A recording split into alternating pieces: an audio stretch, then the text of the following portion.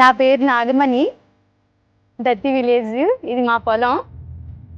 ఇక్కడ already company వాళ్ళు మా పొలంలో నుంచి వైర్లు వేస్తున్నారు. మాకు చాలా అన్యాయం చేస్తున్నారు.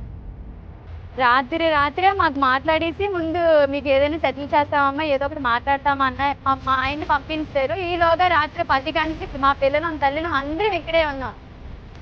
కనీసం వాళ్ళు ఎలాంటి రెస్పాన్స్, అధికారులు కూడా నోటి ఎట్టాము, కనీసం వాళ్ళు కూడా మాకేం రెస్పాన్స్ అవ్వలేదు. ఏమీ రెస్పాన్స్ అవ్వకపోతే ఈ టవర్ కింద అందరం ఫ్యామిలీ మొత్తం ఊరేసుకొని సత్తాం. నా పేరు వెంకటరమణ అండి. మాది ఇక్కడ దత్తి విలేజ్. ఇది మా పంట పొలం. ఇక్కడ ఆల్ట్రాటెక్ సంబంధించిన కరెంట్ సప్లై పొలం నుంచి రావుతున్నారు. అందులో మాది కూడా విత్ ఉన్నది. దానిలో కోసం ఇక్కడ పని చేస్తున్నాము. ఇది 10 మార్లు వద్దన్నా సరే మా మాట వినకుండా, మా పరిమితి మేము తీసుకోకుండా ఇక్కడ కరెంట్ వైర్లు అయితే వేస్తున్నారు. మేము ఇక్కడ రాత్రి వేరే దగ్గరికి వెళ్ళి మాట్లాడడానికి దాని చూసుకొని మమ్మల్ని మేము అక్కడ ఉంటుండగా ఇక్కడ రాత్రులు పని చేశారు. రాత్రి 10 గంటలకు వచ్చి ఇక్కడ ఆపాము.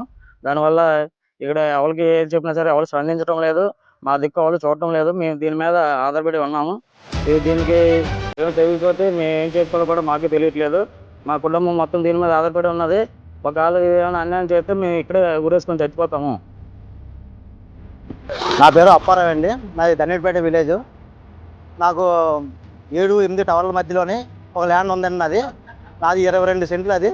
దాంట్లో ఉన్న చెట్లు కూడా నా పర్మిషన్ లేకుండా చెట్లు తీస్తారు. ఆ చెట్లకి ఏంటంటే న్యాయం అని అంటే నీ దిక్కులు దగ్గర చెప్పు అంటున్నారండి.